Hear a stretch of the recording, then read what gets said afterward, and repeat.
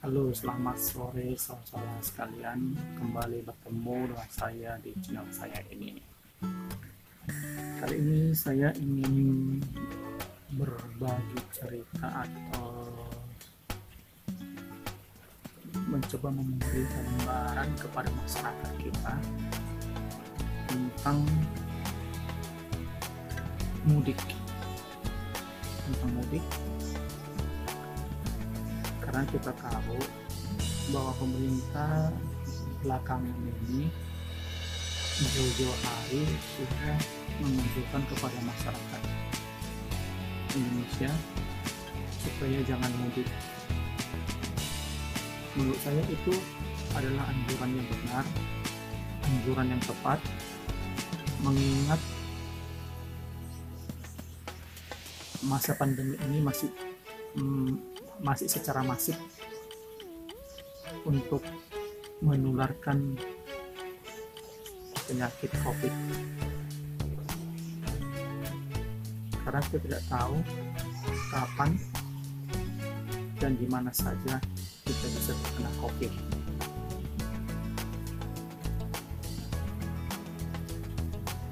Kita perlu menyokong, mematuhi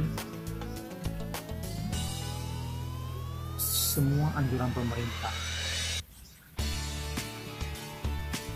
yang terkait khususnya dengan masalah pandemi COVID serta penularannya,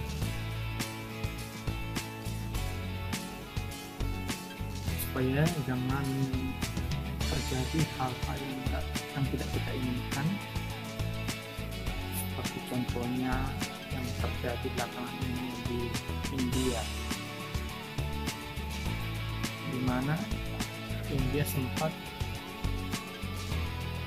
saya lupa angkanya berapa, sempat mengalami masa di mana wabah COVID-19 ini berkurang terjangkitnya.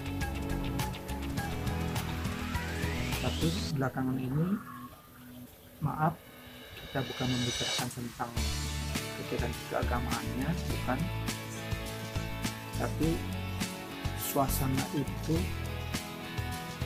kondisi itu, di mana masyarakat India bergerombol ke sungai Ganggang untuk melaksanakan ritual keagamaannya tanpa mengindahkan protokol kesehatan.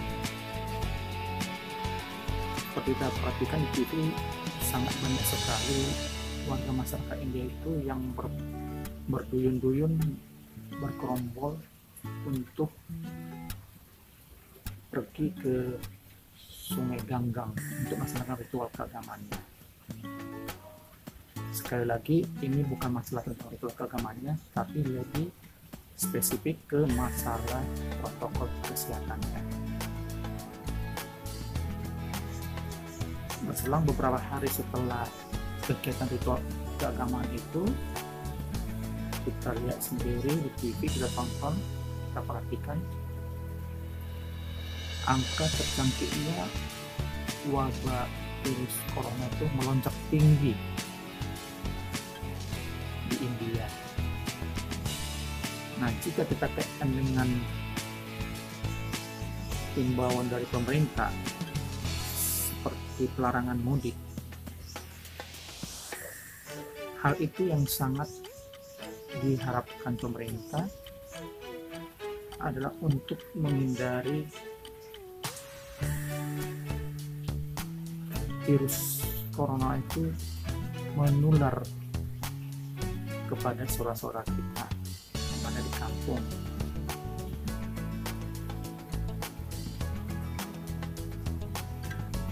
Karena kita tidak tahu apakah kita membawa penyakit itu ke keluarga kita di kampung, atau kita kena di mana, itu sebaliknya dengan keluarga kita. Oleh karena itu, saya sangat berharap berharap sekali masyarakat rutinitasnya mudik menjelang Lebaran tahun ini. Saya sangat berharap agar masyarakat dapat menahan keinginan tersebut. Jikapun ada kehendak ingin mudik, menurut hemat saya bisa kita lakukan sebelum hari Lebaran tiba, misalnya jauh-jauh hari sebelum pas puasa, ya kita bersilaturahmi, dan menurut saya itu tidak akan mengurangi nilai dari kekeluargaan kita sendiri, mengingat memang kondisi ini memaksa kita untuk menahan diri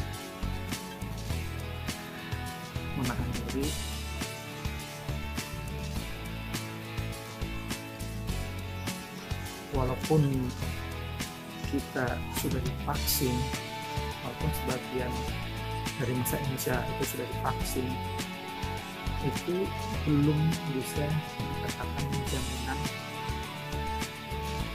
penularan vaksin itu terhenti. Yang patut kita syukuri adalah memang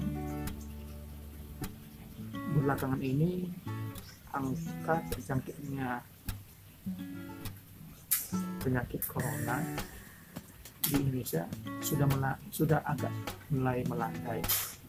Mudah-mudahan kita ke tahun-tahun berikutnya bisa menekan angka penyebaran COVID tersebut. Semoga bangsa kita dan seluruh bangsa yang ada di dunia ini dapat bangkit kembali, melaksanakan kegiatan ekonominya, sehingga banyak orang-orang yang dulunya bekerja menjadi pengangguran seperti saya dapat kembali bekerja seperti sedia kalanya. Sebagai referensi video saya ini, saya akan menyertakan video dari Denny Siregar. Setidaknya video, dengan adanya video ini saya berharap dapat memberikan gambaran yang luas bagaimana cara memahami mudik dan penyebaran protokol kesehatan. Sekali lagi mohon maaf, saya bukan ingin membahas tentang itu dari sisi kesehatannya, itu protokol kesehatannya. Itu juga saya harap video yang disampaikan itu protokol kesehatan. Biasanya kita bahas Indonesia, sekarang kita ke India dulu ya.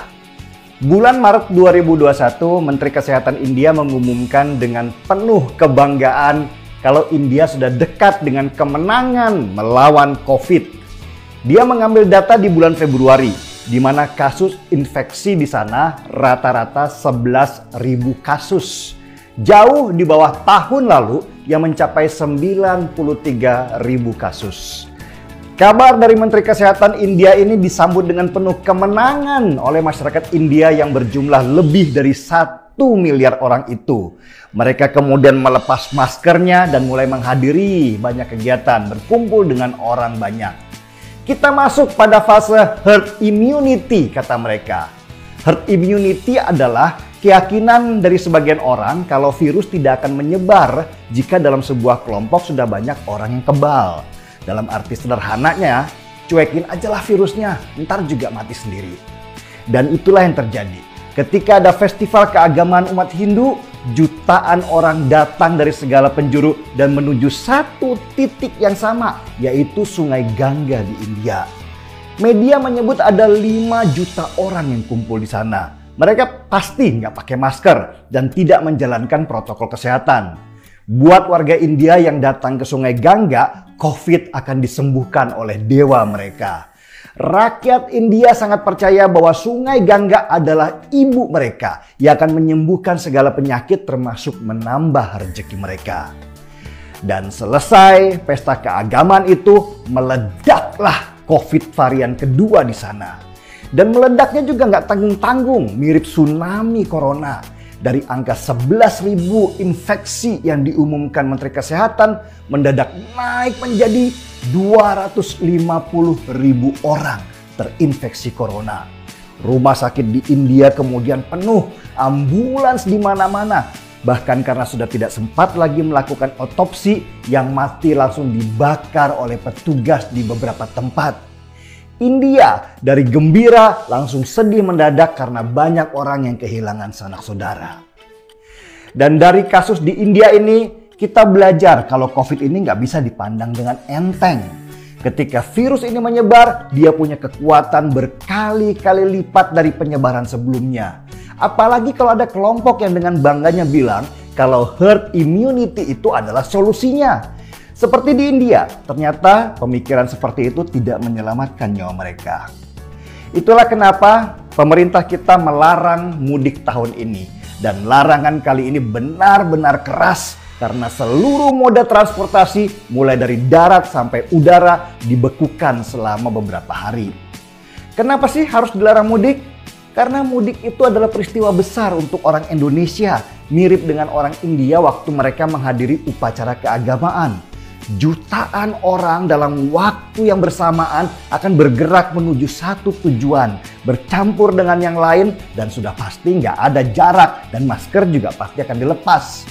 Nah, kalau itu terjadi, mungkin kita gembira ketemu keluarga karena sudah lama nggak jumpa. Apalagi ketemu orang tua sambil makan makanan yang biasanya terhidang setahun sekali kalau ada acara. Habis itu jalan-jalanlah ke tempat hiburan sambil bawa anak-anak liburan. Tapi yang terjadi sesudah itu bisa mirip dengan apa yang terjadi di India, yaitu tsunami corona. Bisa banyak orang yang kehilangan keluarga dan kita harus mulai dari nol lagi dalam melawan corona. Padahal sudah ratusan triliun rupiah yang dikucurkan untuk menghadang virus itu beserta dampak ekonominya. Di India sekarang sudah berlaku jam malam untuk mencegah penyebaran corona. Masa di kita juga harus begitu?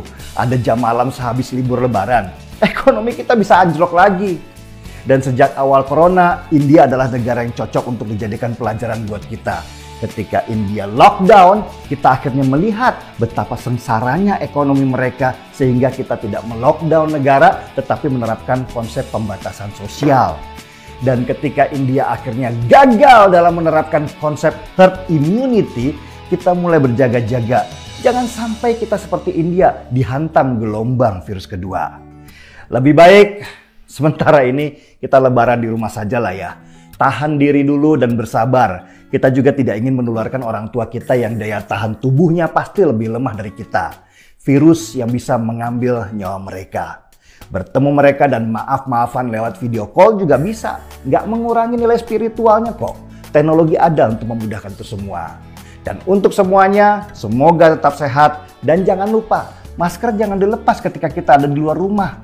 Apalagi ketika kita ada di dekat kumpulan orang banyak. Selamat menjalankan puasa. Nanti sesudah buka kita seruput kopinya. Marki Mas, mari kita pakai masker. Gak pas ya. Saya Denny Siregar, kita di acara Timeline. Sampai ketemu kembali di video saya berikutnya. Jangan lupa ya guys, di like, komen, share, dan di subscribe. Oras. Shalom.